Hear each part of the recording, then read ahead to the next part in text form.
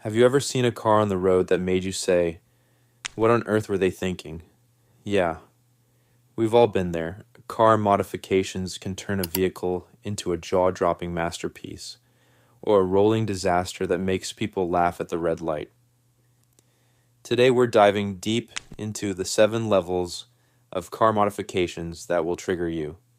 And trust me, by the end of this video, you'll know exactly what level you belong to.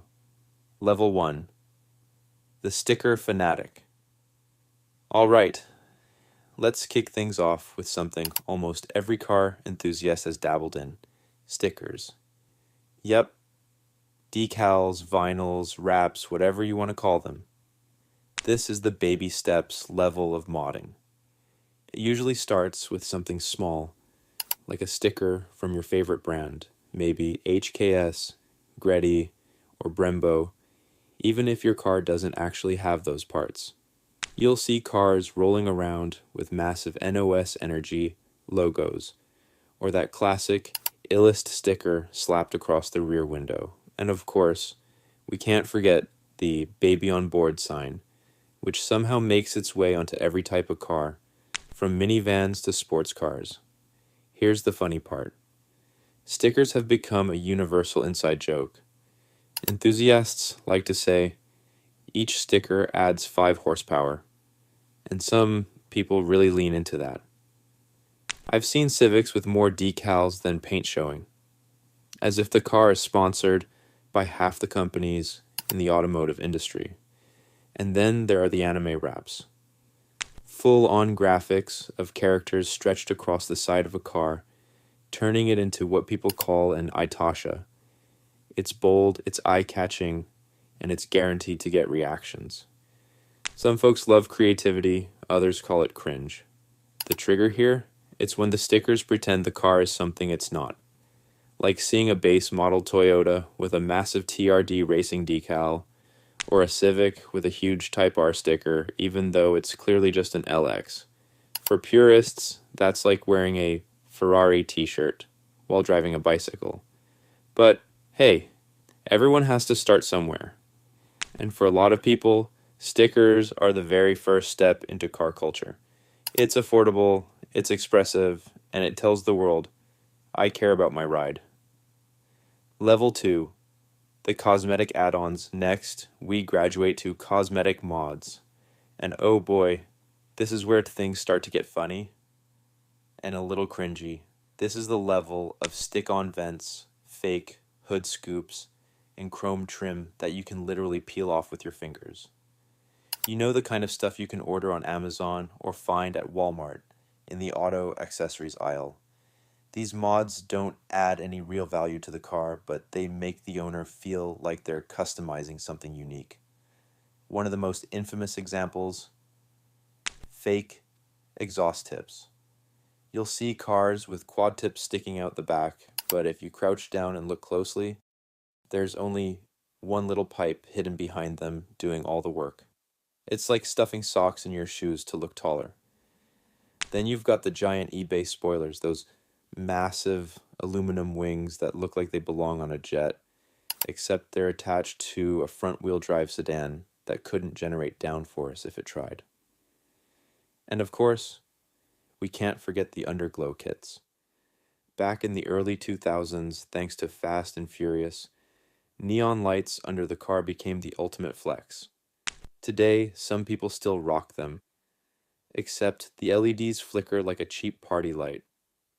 Now, are these mods harmful? Not really. They're more about self-expression than the function.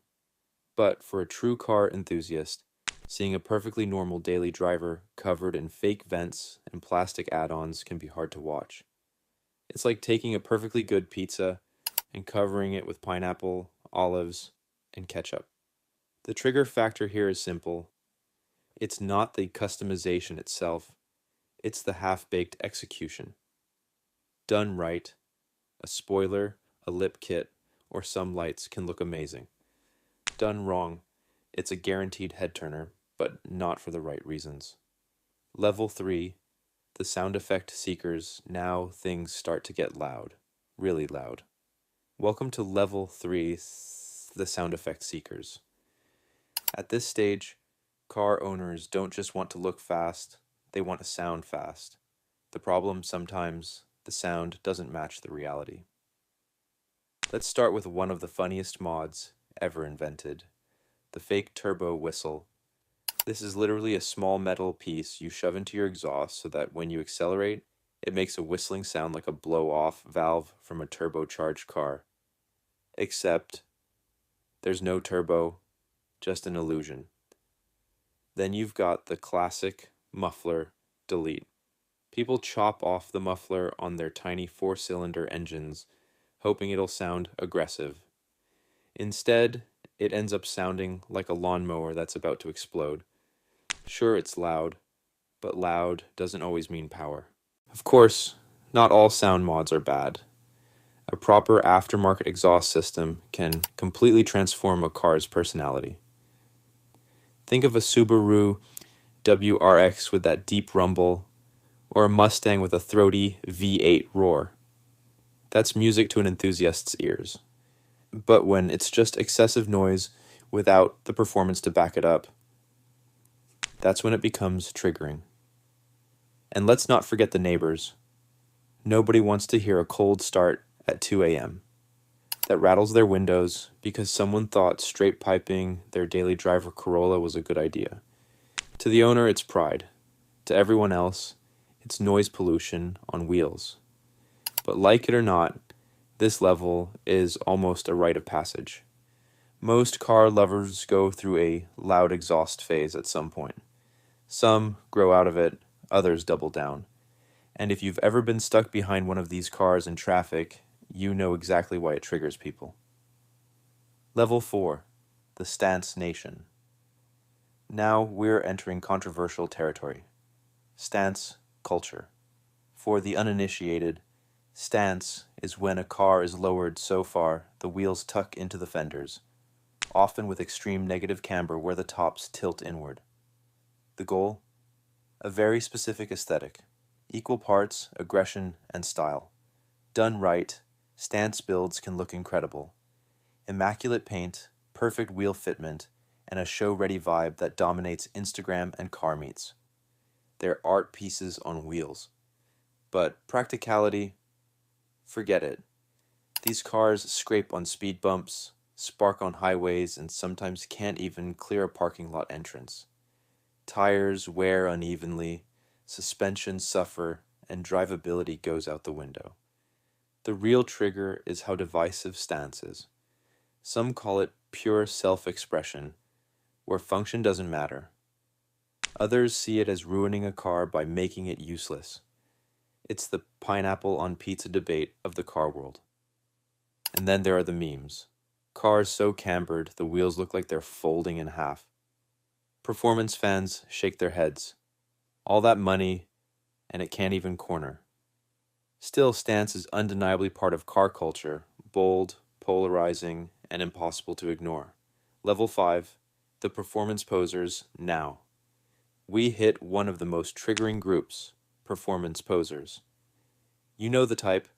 Cars that look like they belong in Fast and Furious but under the hood. Stock engine, stock transmission, maybe even a neglected air filter.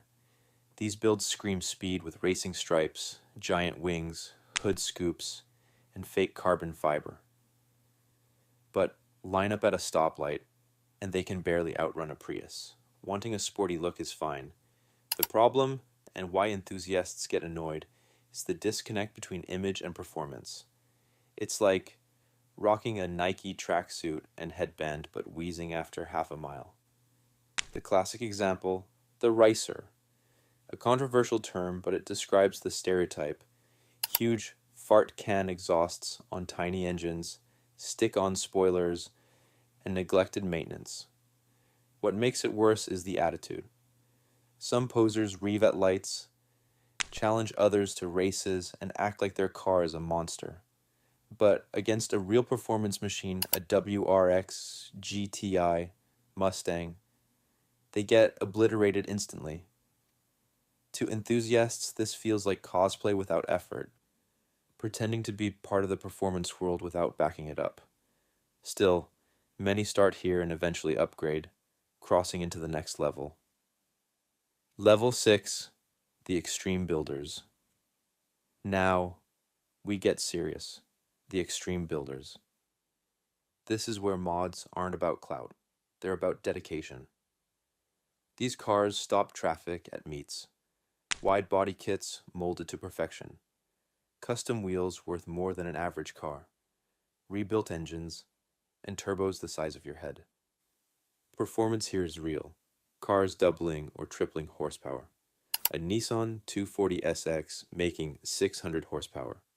A Golf GTI running 10-second quarter miles. Others focus on handling with race-ready coilovers, brakes, and roll cages. Some are showpieces, flawless paint, shaved bays, custom interiors. But extreme builds have drawbacks. Many are unreliable, constantly needing tuning. Some are so specialized, like drag-only builds, that they're terrible daily drivers. Others barely leave the garage for fear of scratches. Still, these cars earn respect. Even non-enthusiasts stop and stare at a 1,000 horsepower Supra or perfectly built RX-7. The trigger here? Envy. People scoff at the money and time spent. Why drop $50,000 on mods instead of buying a new car? But for true builders, it's not about money, it's about passion and pushing limits. Level 7. The Outrageous One-Offs. Finally, we've arrived at Level 7, the Outrageous One-Offs. The ultimate level of car modifications. This is the land where logic takes a back seat and creativity or madness drives. These builds don't just aim to look good or go fast, they aim to shock, confuse, and leave people speechless. We're talking about V8 swapped Miatas, where a tiny roadster suddenly has the power of a muscle car, or six-wheeled trucks that look like they belong in a post-apocalyptic movie, or Lamborghinis lifted on giant off-road tires just because someone wanted to prove they could. But it doesn't stop there. Some people go wild with aesthetics too. Entire cars covered in fur, gold-plated exteriors that blind you in the sun, grass-covered vans that look like rolling lawns, even cars turned into literal boats, or boats turned into cars. At this stage, it's not about performance, and it's not even about looking sleek. It's about making a statement.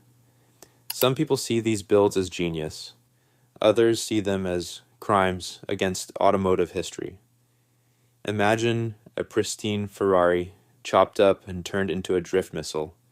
Enthusiasts would cry, but you can't deny it gets attention. And that's the point of Level 7. These cars are meant to stand out at shows, grab the spotlight on social media, and break all the unspoken rules of car culture. Whether you love them or hate them, you'll always remember them. The trigger here? For purists, it's like watching someone draw graffiti on the Mona Lisa. But for creatives, it's freedom. They'll argue, why follow the rules when cars are supposed to be fun? And honestly, whether you hate it or not, outrageous builds keep car culture exciting. So, there you have it. The 7 levels of car modifications that are guaranteed to trigger you. From harmless stickers to outrageous builds, every level has its fans and its haters. Now, here's the big question. Which level are you? Are you just starting with decals and cosmetic bits? Are you chasing performance numbers? Or are you the type to go full crazy with a one-of-a-kind build? So, drop a comment below and let us know which level you're at, or which level triggers you the most.